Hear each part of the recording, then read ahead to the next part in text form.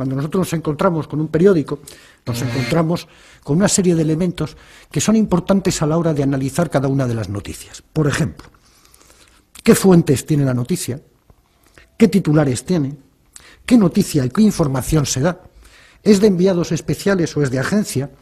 ¿Qué editoriales hay en los periódicos? ¿Qué artículos de opinión?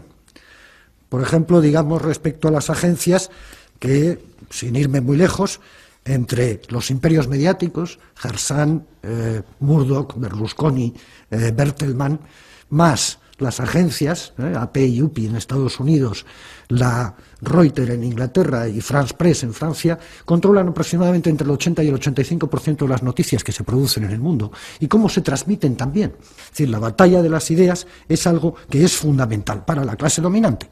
El poder, la propiedad de los medios de comunicación, tanto sean televisión como prensa, es fundamental. ¿Por qué? Porque a través de ello se traduce la ideología, las ideas de la gente. Piensen ustedes siempre que lo que no se publica o no se mete no existe. Por lo tanto, si yo controlo los medios de comunicación y no te doy la voz a ti, evidentemente tú no sabe nadie que existes, y como nadie sabe que existes, tus ideas no llegan, y como tus ideas no llegan, tú no estás. Hay otra cosa que me interesa mucho también, el doble lenguaje, que se está empezando a utilizar y que se lleva utilizando ya durante mucho tiempo. ¿Cómo cambiamos el lenguaje? Fuerzas de paz, aliados, fuerzas de paz, aliados, operación quirúrgica, daños colaterales.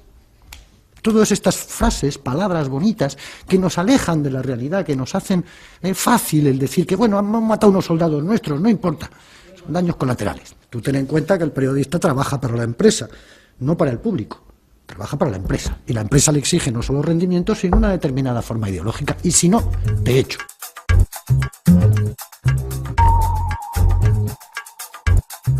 En este sistema opresivo del ciudadano, en el que va desde la estructura social a la estructura económica y desde ahí a la vigilancia estricta de cada uno de nosotros, entra la cuestión del monopolio del discurso. Las técnicas modernas, las técnicas actuales, permiten maximizar de alguna manera el efecto retórico de las palabras, y los gestos de los políticos multiplican su efecto y su impacto.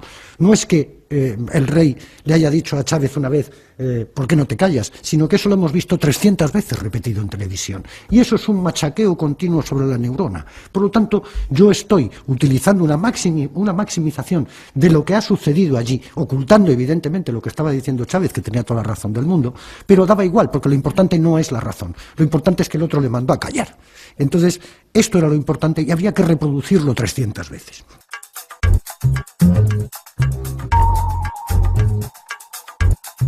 Los media convierten de esta manera la política en una representación teatral, donde incluso en nuestro país, por ejemplo, se ve a la televisión española llevando a políticos para que hablen allí, ¿no?, y que nos cuenten allí sus rollos.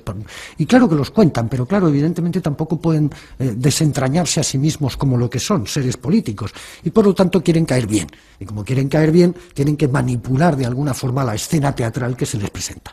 Piensen ustedes que una de las bases centrales del sistema de funcionamiento comunicativo son los comunicadores, es decir, lo que se llaman en Estados Unidos los newsmakers, los que hacen las noticias.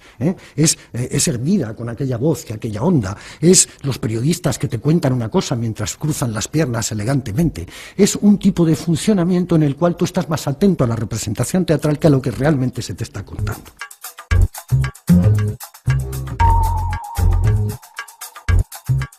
Nosotros somos una empresa que queremos hacer dinero, y como tal empresa que queremos hacer dinero inserta dentro de un sistema capitalista en el cual es fundamental el control de la información, nosotros promovemos ese control de la información, ese dinero nos llega y ganamos un dinero y ya está.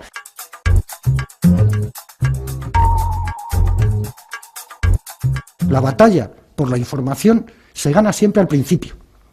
Chávez es un terrorista. Y luego tienes que ser tú quien tenga que venir y decir, no, Chávez no es un terrorista, porque ya hemos dicho que Chávez es un terrorista, y a partir de ahí ya está. Lo importante es hacer pensar que Chávez es un dictador, es un autoritario, es un caudillo. Le llaman cada 2 por 3 en el país caudillo, sabiendo perfectamente lo que la palabra caudillo significa en España. Chávez es un caudillo, no, Chávez no es un caudillo, Chávez es un hombre que ha ganado 14 elecciones. 14. Entonces, Este tipo de planteamientos se ganan así, se ganan soltándola a la primera, sin mayor problema. ¿Por qué? Porque yo no tengo capacidad de respuesta.